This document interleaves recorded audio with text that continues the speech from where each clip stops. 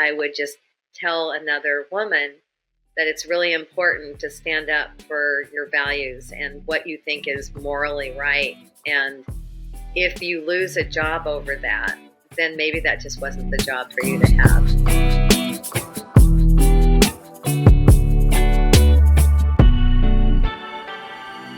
Well, hello again, and thank you for joining us for a few podcasts. This is season 2, episode 10, and my name is Robert Schein, and I'm here with my co-host, Madison Evans. Hello, Madison. Hi, Rob. How are you doing? I'm good. How are you? I'm doing great. We're going to have fun. This is going to be a very entertaining episode. Yes. And I think you're going to give us a little insight behind that. But for our community, it's we're just growing and growing, so we really appreciate all the likes, subscribes, shares. Send it to somebody who you want this to be an inspiration for. That's the whole name of the game here, is that we can learn and laugh and have fun. But more importantly, have that inspirational touch. And hopefully we're doing that through this podcast. We've gotten some tremendous feedback. But let's focus on today's guest, and let's do a little introduction of who we have. Madison, who do we have? Yes, our guest is Babette Perry. She's had an amazing and impressive career, to say the least. She graduated from UCLA, was head of broadcasting at ICM for many years, then left to run the West Coast Broadcasting Division at IMG. Now she's partner at Innovative Artists Agency and runs the broadcasting/hosting division. She specializes in representing entertainment hosts, news and sports personalities, social media talent, and alternative producers. And she represents some very impressive clients. But she goes along with our theme for season 2, Women in Power. So very excited to get to know her more. We can't wait. And we're not going to steal the punchline. She's got some very influential clients and some amazing stories through the years, especially in the Hollywood world, sports entertainment world. And just to get to know her story is going to be exciting in its own right. Let's jump into it. All right. So Babette, and I said that correctly, right? Yes, you're one of the few. Okay. I don't really care how people pronounce my name. Like, I'm not weird about that. A lot of people are like, it's Babette, it's Babette. And I'm like, I'm not even sure what it is. Was that your birth name or is it a nickname? Oh, no, it's my birth name. Yeah. Is that a family name? No, it was my grandmother's name was Bertha, and I'm grateful that they didn't call me Bertha. So they took the B and called me Babette. So that worked out. No offense to any of the Berthas out there, but I actually really love my name. No, it's a great name, very unique. My wife, Jenica, has a very unique name. And every single time, every single conversation when we meet somebody new, they're like, oh, Jessica? And like, no. The parents couldn't decide between Jenica, or they created Jenica from Jessica and Jennifer. So, I loved it. Yeah, that's a beautiful name. So she was ahead of her time. So having a unique single name, right? That's all the artists, right? The very powerful women. You don't need, you don't need anything else. So that's awesome. So I understand that you're, if you just look at your history, and we just went through in our intro, Madison did, your background. So we're going to unpack that right now and sort of go through your journey together. And I'm truly excited to have you with us today. And you have so many stories, and hopefully we can get to the ones that are most important. And if not, we'll bring you back for another one. But you're a true go-getter. You're a lover of sports. You sell movies, you rep talent, you produce, you do a lot more. But let's start with your journey of how you got into the entertainment and the broadcasting world. What was that passion early on? I understand that you wanted to be a sports broadcaster and were following the 49ers early on. And that sort of gave, that was the bug that sort of started this journey for you. But please let our audience know a little bit more. Yeah, I think I was from Northern California, a really small town. I used to look out the window and look at these beautiful mountains. And I love my hometown. I loved where I was raised, but I just knew that there was something else out there. And, I think all of us are, who get into the business are somewhat dramatic. So there was a time where I thought I was going to be an actress. I did think at one point Marlo Thomas was my idol, and I wanted to be that girl. And then I was a big, big sports fan. I grew up as a cheerleader at Saratoga High School and Pop Warner and junior college. And, I'm just a huge, huge sports fan. Grew up as a 49er fan for sure. And I remember following one of the broadcasters on the field and watching him do his thing and like stalking him a little bit. I don't even think he saw me as I think about it, but I was just so excited and impressed to see how the world worked, behind the scenes as well. That's fantastic. And then how old were you when you had that, like, it just grabbed you? How old were you at that time? I honestly have been a huge sports fan. My godfather played football at San Jose State. He was a really big guy. At that time, he was also a really big volleyball player and surfer. And he was like the What was his name? His name was Bruce Rosenberg, and he was a really, really good athlete. Even though he did not get signed in the NFL, he definitely had tryouts with the Patriots and I think a couple other teams. But he was, at the time, like when the Beach Boys were really, really popular, he was like this drop dead gorgeous looking man who was my godfather. And I used to go to Santa Cruz Beach and Boardwalk, and he was a very big volleyball player there too. So I love volleyball. I played volleyball, and I love the beach, and I also love indoors.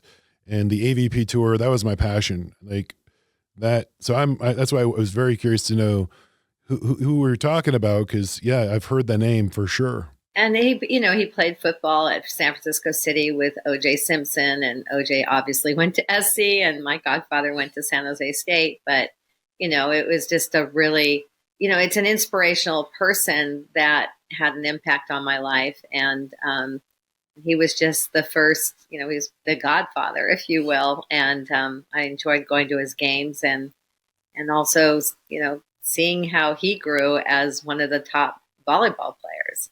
That's awesome. Well, while we're on your family tree, tell us about your grandmother. I have a note here saying your grandmother was Miss Santa Cruz, then Miss California, and then second runner-up to Miss America. And her picture is still hanging in the Santa Cruz boardwalk. So that's right. That's exciting too. No, it's really exciting. I mean, I used to walk around with her sash. I have all her pictures. My mother had the most incredible mom. Unfortunately, she died at a very young age, so that was very difficult for my mom. But the memories of, all of her diaries, I have every one of her pictures. 1927, Miss Santa Cruz and Miss California, and she was one of the runner-ups. I don't know which first or second, but she was close to becoming Miss America. And just this beautiful, wholesome woman. And later in life, I became Miss Saratoga, and then I also ran for Miss Santa Clara County. And so I think the community really loved that there were two women in Northern California that were both doing the same thing. And it was kind of funny. I mean, for me, the reason why I ran for these pageants was because I put myself through school and I needed scholarship money. And I wasn't an athlete, even though I was a cheerleader. So I ran for these pageants. I had no talent, which is really interesting. I did not dance. I did not sing. And so I'm like, okay, what am I going to do to compete? And long story short, I did dramatic readings. I wrote a whole bunch of stories that were important. And that was my quote unquote talent. Oh, that's exceptional. I love your go-getter attitude, as I said before, which is you just figured it out and you were a driver personality, but you also stayed in something that you really loved, right? You could see yourself in that world, and then being a success. Now let's go to, how did you land at UCLA? So you went to UCLA? I was really naughty. I'll let you know that I knew I was going to go to UCLA. I knew that was the school for me. No other school was going to be as important as UCLA, and I knew I was going to be a communications major. And I used to call the comm department every single week and say, "Did I get in? Did I get in?" And they're like, "We'll let you know. We'll let you know."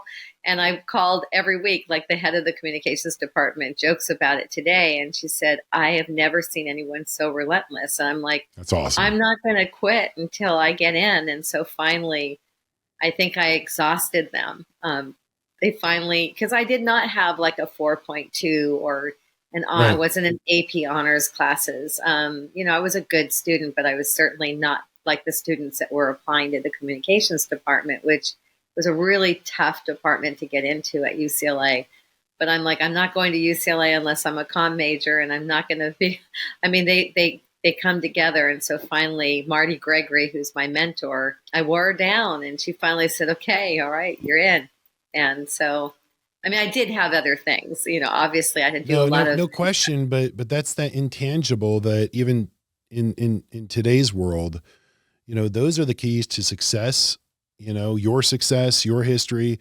And that's such a great lesson for our audience, which is, one of our previous guests that we just had, which was it's the no. No is the best, almost the best career defining, life defining, answer you could hear. Because then it really separates, if it's something you truly want or just sort of wanted, or do you have the grit and determination and, it's blood, sweat, and tears to go after what you really want. And I think that's what's missing maybe in today's, sort of mindset. Well, I think what's missing, if I'm going to be honest, I think the no is a good analogy because, when you lose jobs, which we'll get into, and when you have adversity, you're either going to fall apart, you're going to just keep fighting. And for me, it was always fighting, and nothing came easy. And you'll hear that, if you know my family story with my kids and my husband. We're just fighters. And what I think is really the secret sauce and the secret to most success is the unknown of not knowing what those rules are. We are always being told this is what you do to get to A to Z. And I don't necessarily think that's always a good thing. I think for me, it was not knowing what the right thing was to do and just using your gut. And by example, I did not know that you don't do certain things that I did when I was starting in my career that, I called Les Moonves and told him I had the most important client in the world. And, he was like, okay, who is that? And at that time, Phil Kogan with Amazing Race. Or when Matt Lauer was out of work, I called, Mike Ovitz. And I'm like, I have the best talent in the world, which I really believed, that they were. And I was right about that. But people don't necessarily call Mike Ovitz. And I called Matt and said, you have a meeting? And he goes, about what? He goes, I'm unemployed. I have no job. What the heck did you tell him? And I remember the same thing again with Les Moonves. It was actually about Tom Bergeron. And Tom's words to me were, are you sure he doesn't think it's Tom Berenger? I go, geez, I hope not. Oh, wow. But I think not knowing and not being afraid, so I think that's the key thing is being fearless. And a lot of people, fear just paralyzes you. Famous athletes that I've worked with, very famous people I've heard say that the biggest problem for them is their fear of failure. And I think if you go through life and you're fearing failure, I don't know how you succeed. And I didn't even know how to fail or how not to fail. I just didn't know. So I think the unknown of not knowing the rules, I think are incredible words of wisdom when I think about, the way in which our industry is, no, you have to do it this way. And if you don't do it this way, you're not going to succeed. So I think that unknown and that just not being, afraid of failure is really important. So right now, I just took a whole bunch of notes because I just learned a whole bunch of stuff from you. And I love that. I mean, the not knowing the rules, right? I mean, there's some magic behind that. And then being fearless or fearless of failure. And then I didn't know. So no one said this is the way to do it. And you said, use your gut and you're going to do it. And so that's truly special. That's really cool to hear and share that about your story. And I want to hear more about that. And especially, what you've done in your career and who you represented and sort of the lights and shadows. So, the pinnacle, but also what got you, to the next phase, if you will, because it's not always success, right? It's success and failure, and how we go about that and how we put it all together really makes the person that we all are in our lives. But so we're still at UCLA real quick. Anything special happen in UCLA while you were there? Yeah. I mean, if you cut me open, I'm blue and gold. I mean, I bleed blue and gold, and UCLA is my happy place. I think that's where I met my husband, Ron Pitts. That's where my real love of football, college football, just took over my life. I just loved everything about being a Bruin and going to those Rose Bowls and the Fiesta Bowls and just being a part of that incredible time, watching Ronnie grow and have incredible success at UCLA and getting him ready for his next step, which was getting him ready for the NFL. So we were just when Harry met Sally. We weren't really dating at that time. He always says, like, I kind of sabotaged his social life because a lot of women would come to me, a lot of my sorority sisters, like, I'd like to meet him. I'm like, he's not available. He's an academic athlete, and he has to focus on the draft, and he doesn't date. He can't have any distractions right now. And I just realized I was being very selfish with my friendship with him. Just didn't want anyone else to get near him. And but when Harry met Sally turned into when Babette married Ron. So later in life, we ended up, getting married and having a family. How many kids? We have 2 kids, but it's like having 8 or 10. I'm the only woman in the house. I have 2 boys, Lee Pitts and Shay Pitts and Ronnie. And it's definitely a frat house. You're in a minority in a fraternity. Yes, I am. So I'm a minority in a sorority. My wife and I, who did meet in college, our freshman year, and we dated all the way through. And yesterday we just celebrated our 25th wedding anniversary. We went to the University of Arizona. So when we were all in the Pac-10 and then the Pac-12, we have some rivalry. And so that's always fun between you and I. But and I'm a big fan of your husband. So tell him hello from all of us. Sure will. But it's cool. So, and how old are your kids? Lee is 27 and Shay just turned 26. They're my Irish twins, the loves of my life. That's awesome. We almost had Irish twins. We have 22, 20, 18. Those are my daughters. I was almost close enough. And then my son, who's 15, actually 16 now. So it's hard to keep track, but it's loud and we're having fun. 3 daughters in college right now. So we can understand, and just tell me that my wife and I will survive because your boys are a little bit older. No, but you never ever get used to them not being at the house. So that's good. That's always and hard. I love the fact that, there's always a +1 or +2 or, and I love to cook. So I love to have everybody there. Me too. I love a whole army of friends and then all their players and all the friends that they've had through the years. Yeah. We're our home away from home. So I love that. That's awesome. So let's go into sports broadcasting and what led you to the agencies. You were into sports broadcasting and what led you to the agencies? Your first job was William Morris. And we heard that William Morris was more like you were more like a mob daughter. And also you also sold a movie there. So there's some stories there. Well, there's a couple stories, but I actually started with Arnold Sank from Arnold Sank and Associates. He was a manager and he packaged The People's Court, which was the first syndicated show that was out there.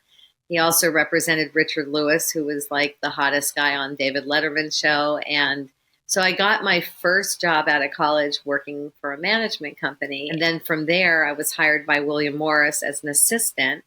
And I did feel like being an assistant at William Morris was a very powerful position. I know a lot of people don't think that the assistants have power, but they do.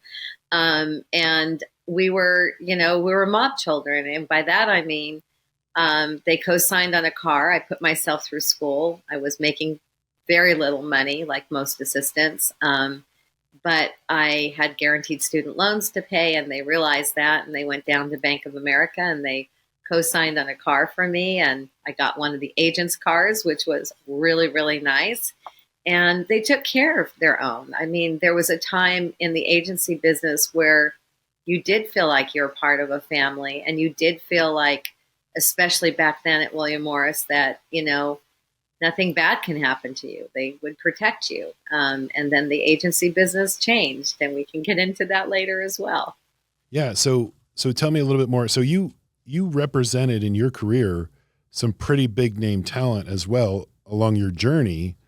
And then I also have a question here, a note here that says you were integral part of launching Fox News. Well, what's interesting, it's not that I was an integral part of that. It was that I had clients that helped launch it. And I guess from that perspective, I was on the ground floor of many, many networks. That was a time when cable was the biggest thing. It was when they became the most powerful and new and exciting entity in our television world. So, for example, I put Greg Kinnear on Talk Soup, and I put all of the news anchors from all over the country on Entertainment News. That was like one of the most important entertainment companies to launch. It was there that I put Elizabeth Hasselbeck on a show called Look for Less. And it was there that she was able to launch her television career, just as Greg Kinnear. I mean, Greg Kinnear was found on Talk Soup, and he got his first big film role, Sabrina, because the producer and director found him there. He's great, and he's also University of Arizona alumni, by the way. Yes, he is. He's a big Wildcat. Yeah. I know that. We talk all the time about that. That's good. That's good. Wow. So you have, you've repped a lot of talent, a lot of.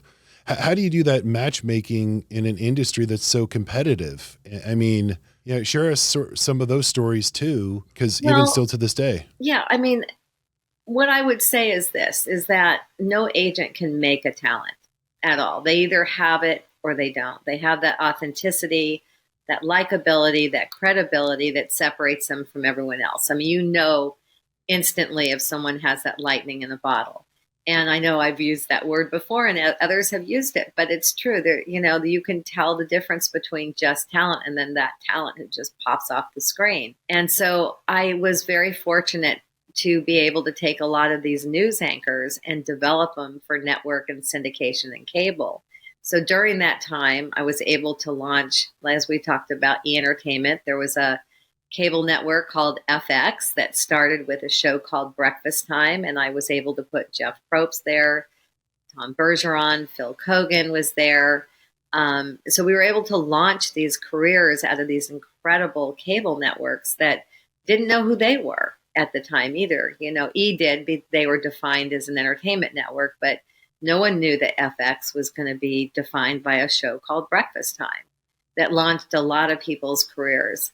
But even when you look at the Fox News and how they started, and MSNBC and how they started, I mean, at the time, Roger Ailes and Chet Collier wanted big personalities, and so they hired from me people like Steve Ducey, Mike Jarek, all these big, Arthel Neville, all these really big personalities. And it was not a conservative network at the time. It evolved into that. But Roger Ailes was all about big personalities. And that's what he was looking for. And that's how he launched Fox News. Wow. That's really cool. So now fast forward, you're at ICM, you're 40 years old. There's a merger. What happened? Well, I loved it at ICM.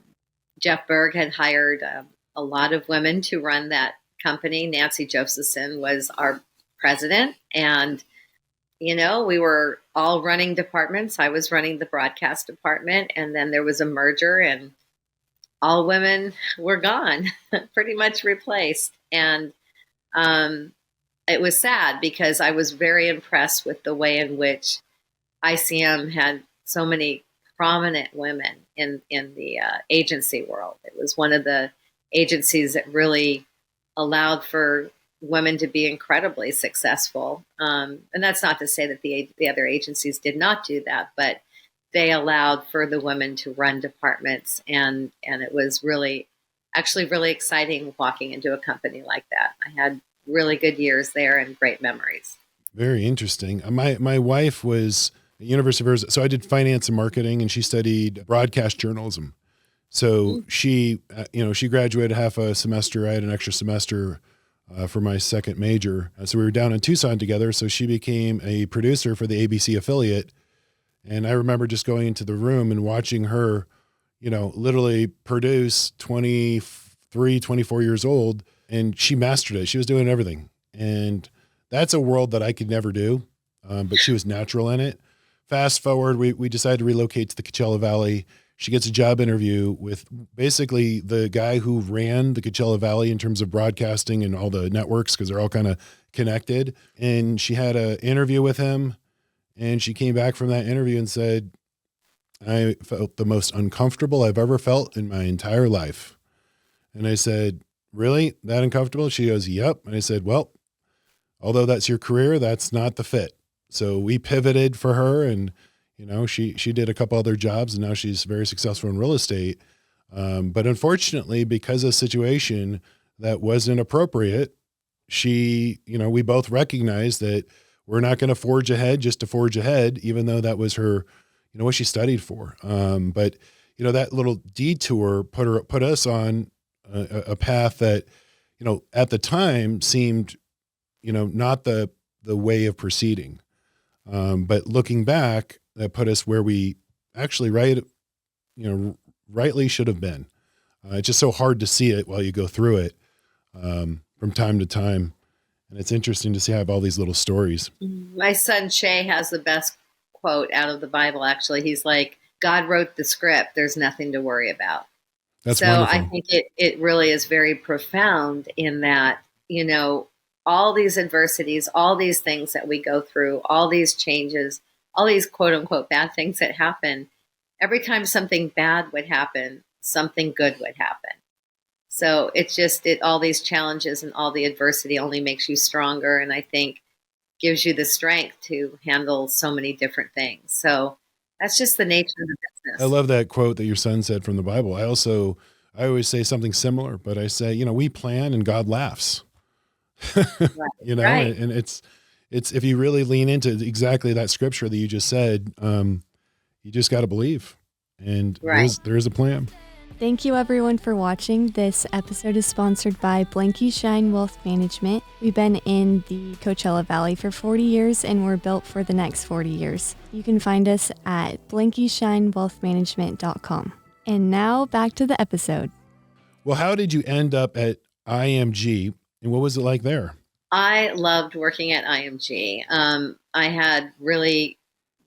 It was the most fascinating job that I ever had, because I was coming from ICM, which I thought was one of the largest agencies in the entertainment business. So there was a part of me that thought IMG was going to be like a boutique agency. I was so wrong. I certainly didn't do all of my research. And when I got there, there's like 2,500 employees and 25 different departments and 30 countries. It was the largest company in the world. It was my PhD, my graduate school. It was the most exciting time of my life. My first week there, they're like sending me to Wimbledon, and I'm in the middle of this place where it was just the most exciting thing. And they had all these meetings set up for me. And it would be like if it's during the Super Bowl and they're like, oh, you're going to meet with the quarterback at the 50-yard line. They had me meet with all the tennis players during Wimbledon. I was shocked by that. They're like, that's incredible. Yeah, just go down there in between the matches. And I was like blown away. But George Pine was and continues to be a mentor of mine, one of the most genius television sports executives in the business. He started IMG Academies. He and I were very, very close, and he's like, the world is your oyster and you can do whatever you need and whatever you want. And it was just, there was so much creativity and power.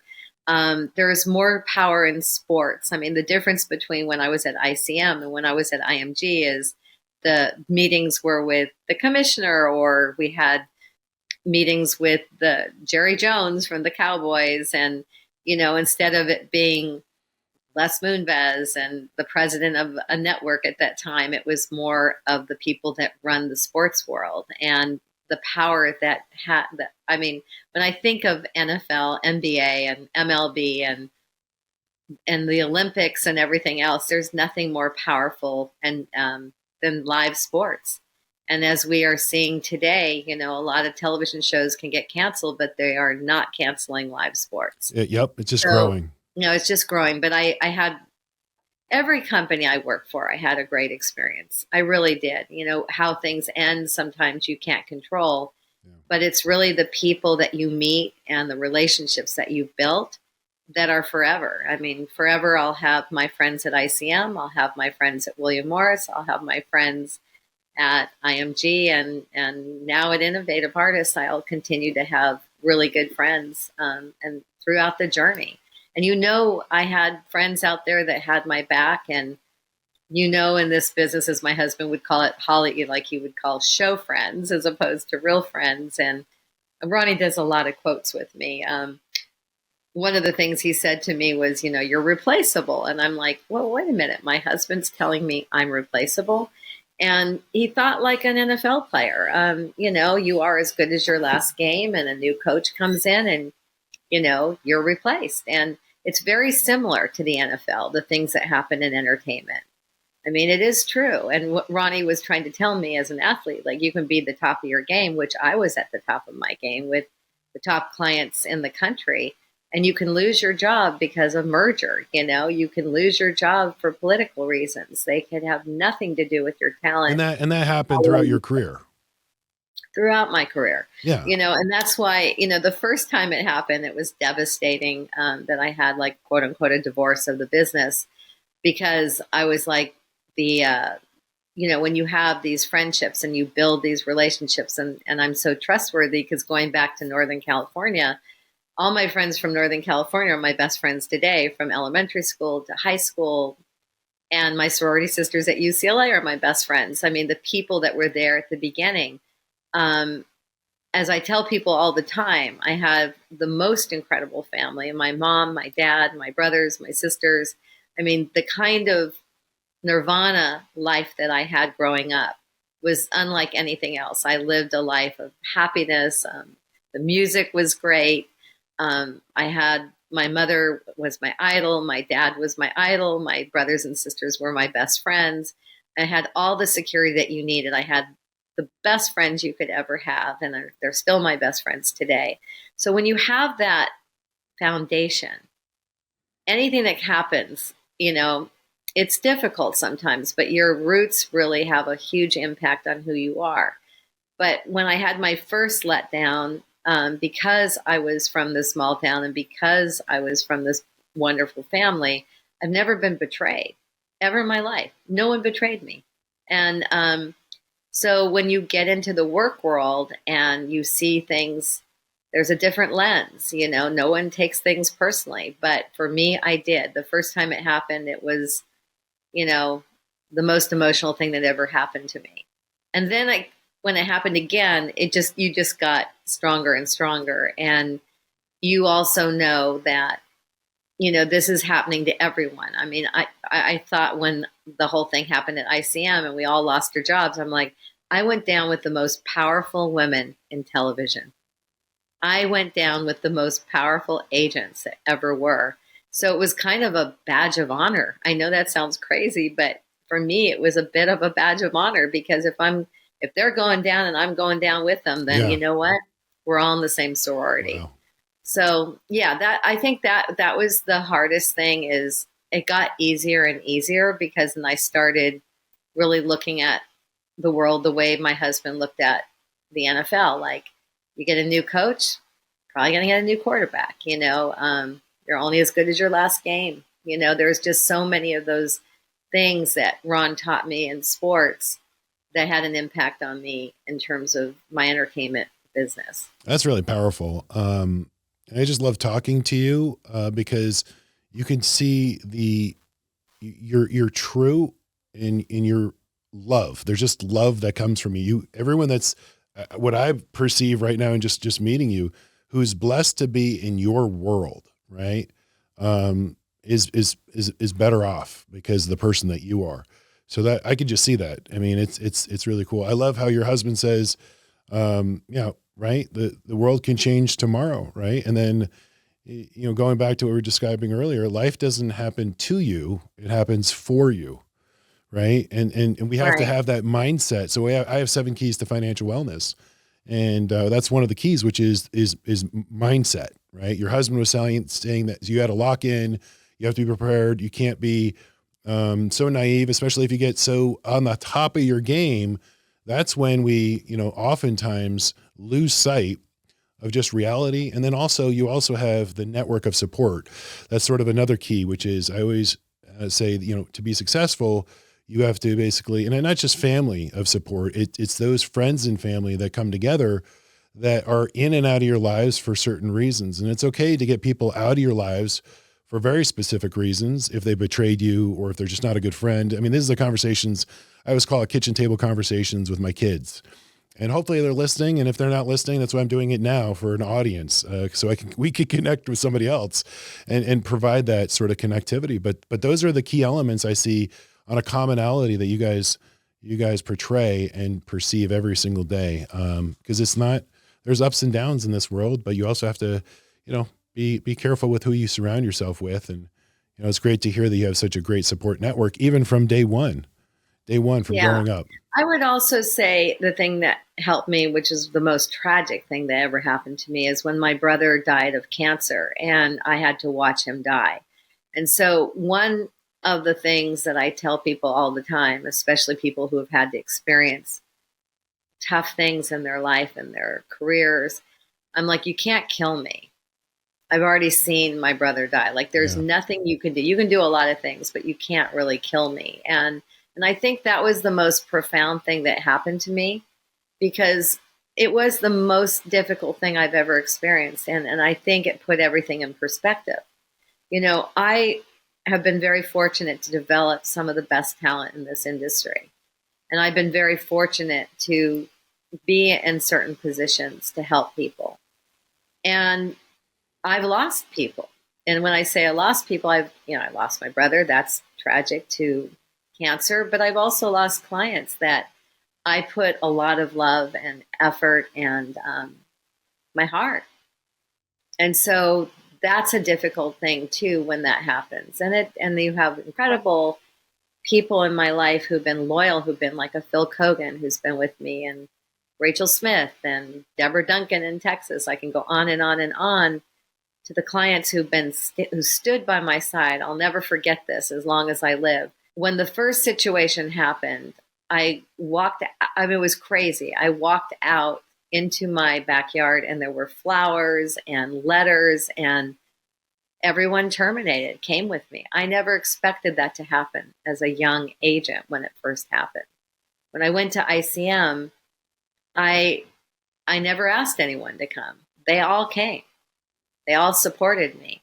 And I mean, that's a testament, maybe, yes, you can say, to me and my heart and how much they meant to me, but it's really a testament to the kind of talent that I represent, the integrity and the values and the loyalty. Quality people.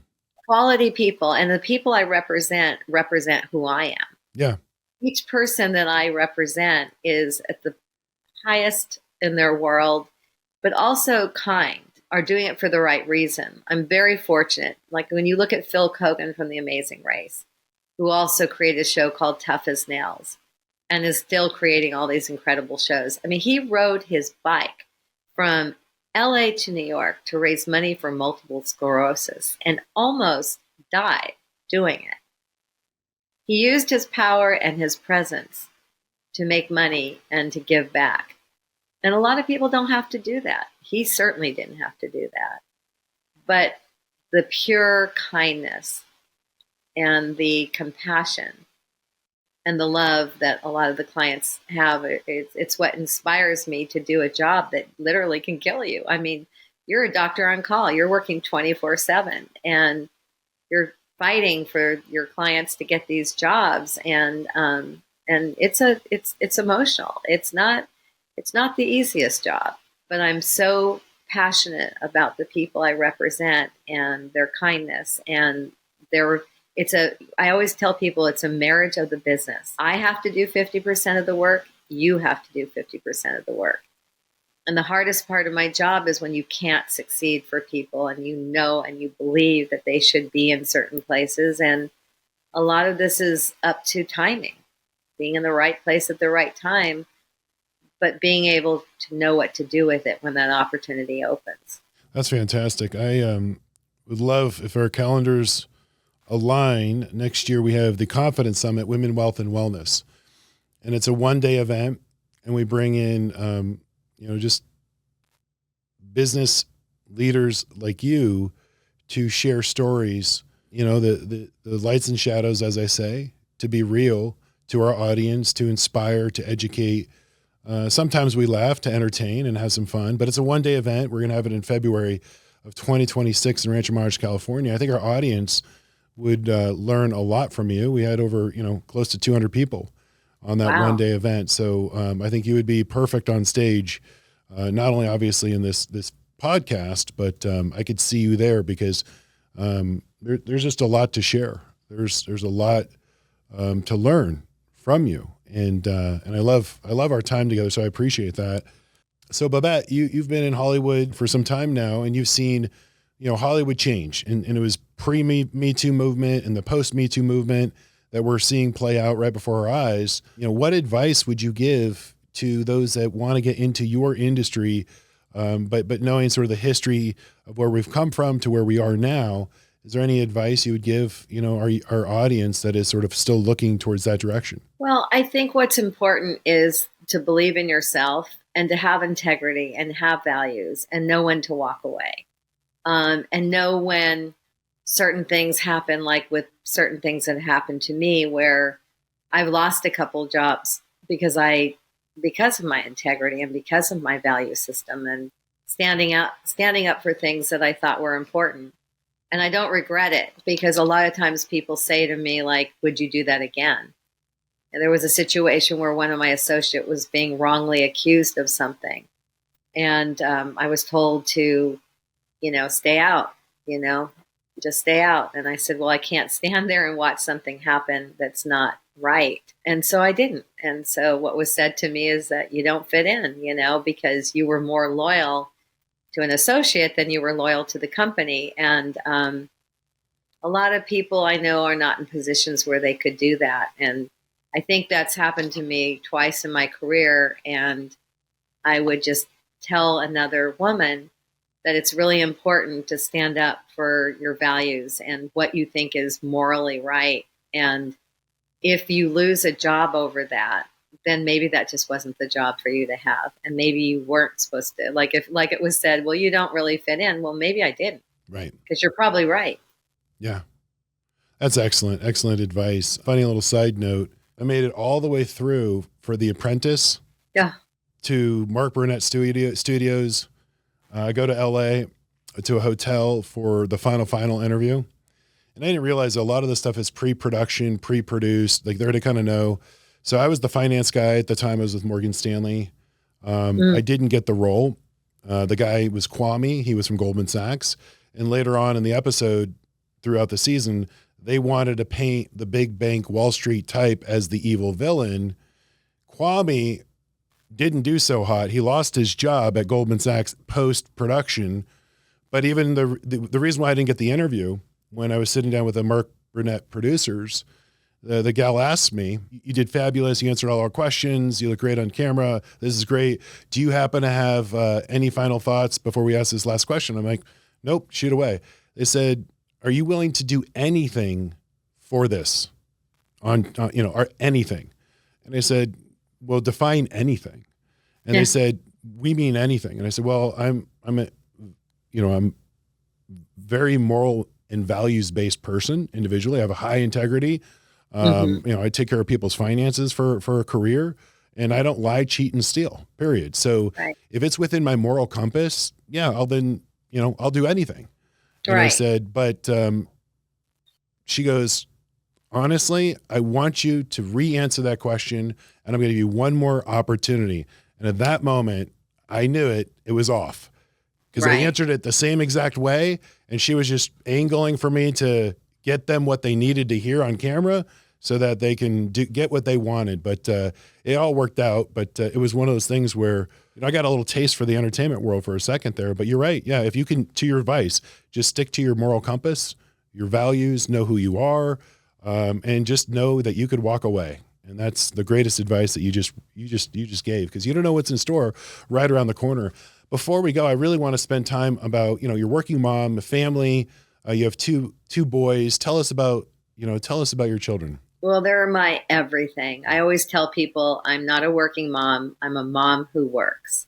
Okay. And that's really important because being Lee and Shay's mom was probably the most important role of my life. And they actually, I think, without them, I'm not sure I would be as successful as I've been able to be in this industry because they've given me balance. And it's like Ronnie used to say, like, Lee and Shay don't care about how many deals you close. They want their mom home. And so they've given me such an incredible balance. But most importantly, you know, if I'm going to look at each child individually, I wanted to share with you, I'll talk about Lee, my oldest, first. Lee was, you know, school was very challenging for him. He was an incredible athlete, and he just had a gift, but he also had a gift of speaking. And I remember, even though he had a very low grade point average, he was probably one of the smartest kids to come out of Oaks Christian, where he went to school. He was on the debate club, and he won all his debates. That's awesome. Like, he just, like a lawyer, like he just got up there, and one time he debated about the nanny law, and he didn't know what the nanny law was. He debated that why everyone should have a nanny. But then the people judging him said, look, you won that debate except one thing. He goes, the nanny law has nothing to do with nannies, but you were so persuasive that you won because you got us convinced that maybe we should be talking about a nanny law that's really about nannies. It's so great. So but persuasive. I say this because Lee, he struggled. He struggled in school, and I knew how incredibly brilliant and smart he was. And so when we were going through the process of getting from, you know, high school to college and playing football, which was his dream, I was so incredibly impressed with his tenacity and his ability and his way that he led his team. So when he went, and by the way, he was a Wildcat for a bit. Lee did play for the University of Arizona. At that time, there were some issues, and Ron is like, look, you know, I need you to be happy and not about anything else other than, I know you love your Wildcats and I love your Wildcats too. But at the time, there was some difficult things going on with the football program. So Lee was on his way to Azusa Pacific, where he was incredibly well received and had a very successful time. And then he had an injury, like most people in sports. And there was a lot of adversity, a lot of things he had to go through. And he built his team up and was ready to go and built himself up. And then all of a sudden we had something called COVID and the pandemic.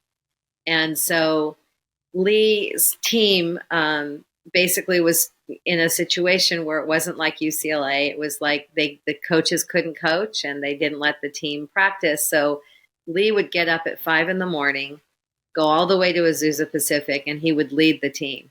He just took over as a leader on that team. Long story short, they got rid of the football program because of that, because of COVID after 55 years.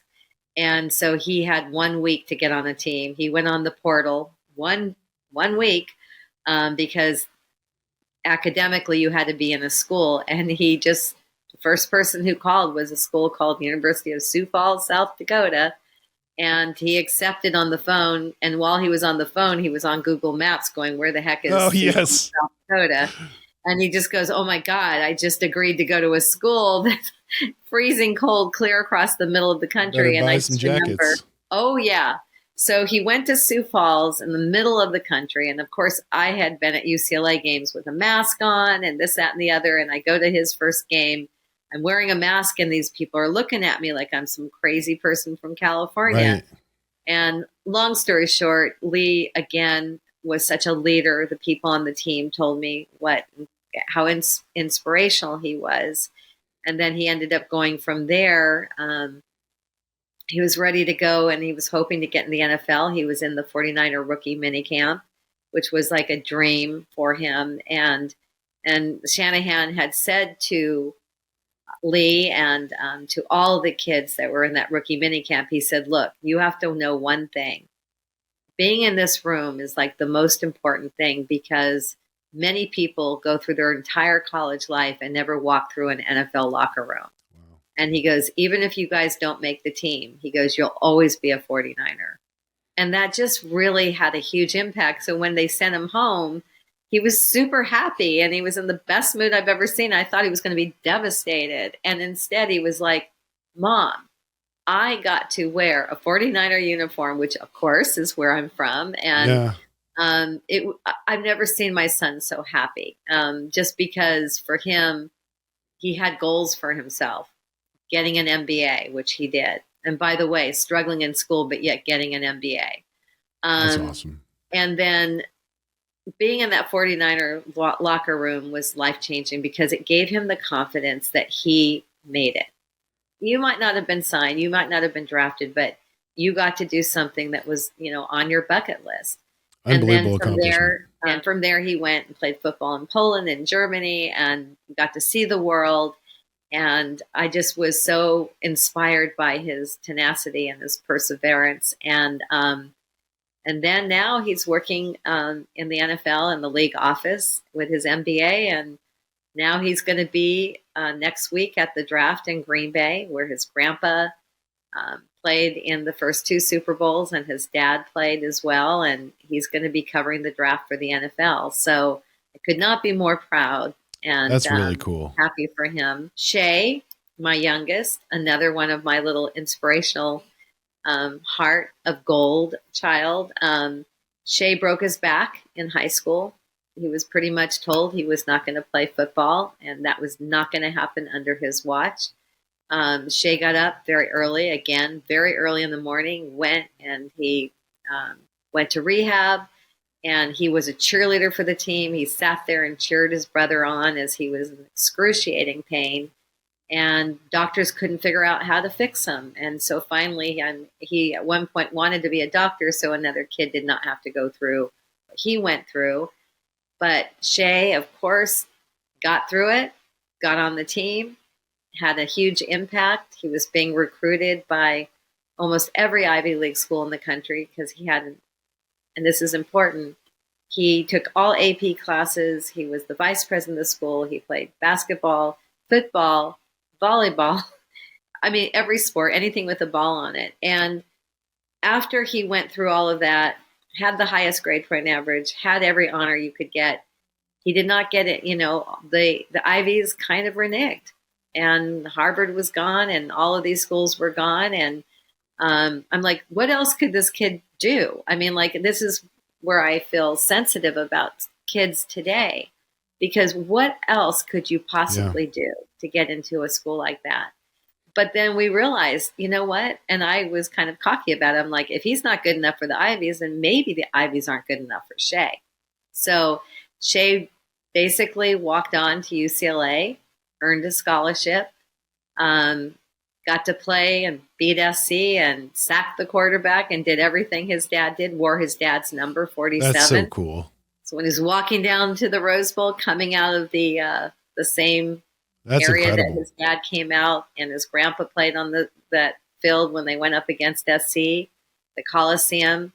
We had some great memories. And Shay also was in the Titans rookie minicamp. And again, he had an experience there that was memorable. The coach at the time said, again, his philosophy was, do you know the guy who gave you your shoes today? Do you know the guy who cooked your lunch this afternoon? And everyone was kind of looking around, and he said, look, if you're going to be on our team, you have to understand one thing. And that is that the janitor, the guy that gives you your shoes, the coach, the general manager, the owner, were one family. And it had a huge impact on Shay, so much so that when Shay was in the office at UCLA, and by the way, Shay ended up coaching at UCLA, which is what he's doing now. Oh, he was great. in the office one day, and he went to the janitor and he said, where are you from? And he started building this relationship with him. And it was so incredible that Shay just said, look, I learned so much from that man. I'm so glad that I had that opportunity to hear a coach talk about the importance of everyone in an organization is important, no matter where they come and what role they have. So today, Shay is now coaching at UCLA. Last year, he was in he had an internship with the Chiefs. And so he too is on his way, and he got 4 degrees, one of which was a master's of law. And I'm not bragging about how great my kids are. I'm bragging about the quality of the men that they are. I think sometimes people think, oh, this stuff comes naturally. No, you have to work so hard and put so much of your heart, but it's what they do and how they inspire other people that really has my heart. That's fantastic. But it's also a testament to you as parents, right? And it's a product of their environment, a key of who they've been surrounded by their whole lives, their community of support, and then the modeled behavior, right? Whether it's spoken as parents or if it's modeled, the hard work, the 5 a.m. I mean, they get that from you. They get that from your husband. They get that from you two as a unit, as a parents, just working together to say, hey, listen, you're going to be as successful, if not more, in your personal life with your children, because they're they're everything to all of us. But also, that's the same worth ethic that you take as you lean into work, and it's not a question to see as you're very successful in all aspects, because it's also a testament to who your personality is, your mindset, your heart. Everyone that gets to know you is, like I said before, is truly blessed. So I appreciate that. Babette, thank you for joining us today. Thank you. And I'm looking forward to having further conversations because I really enjoyed this. Yeah. Thank you. Thank you. It was an honor, and I'm so grateful for you to think about me, and I thank you for your time. Wow, that was a very entertaining episode, and I personally learned a lot. I'm very encouraged, and it's just really cool to see how much she's done and how well connected she is. And there's so much more to do. What a great inspiration for everybody. And I think we all enjoyed that episode for sure. Yes, definitely. And Madison, why don't you read some quotes for our audience as you normally do? Our first quote is by Jennifer Lee, and it reads, "Don't lose faith in what you're trying to do, even though you'll get pummeled emotionally left and right. There are a lot of no's to any yes, and that is okay." And our second quote is by Melissa Rosenberg. "Don't give up. You're going to get kicked in the teeth a lot. Learn to take a hit, then pick yourself up off the floor. Resilience is the true key to success." And then we have a special quote by our guest, Babette, and it goes, "Believe in yourself. I believe the sense of belief is the best commodity we have." And thank you everyone for watching. Subscribe and like and share our episodes with anyone that you think would like them. And come back for episode 11 of season 2. It's another exciting episode that you won't want to miss. This podcast is brought to you by David Field Producer. It is produced and directed by David Field and Kristen George. And it's mix, edit, and socials by Kristen George.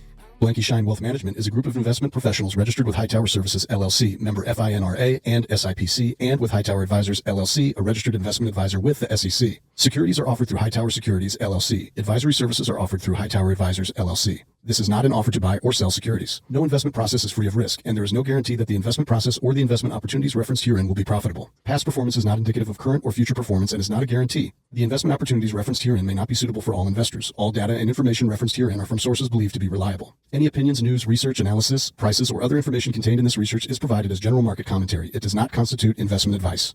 Schein Wealth Management and Hightower shall not in any way be liable for claims and make no expressed or implied representations or warranties as to the accuracy or completeness of the data and other information, or for statements or errors contained in or omissions from the obtained data and information referenced herein. The data and information are provided as of the date referenced. Such data and information are subject to change without notice. This document was created for informational purposes only. The opinions expressed are solely those of Schein Wealth Management and do not represent those of Hightower Advisors, LLC, or any of its affiliates.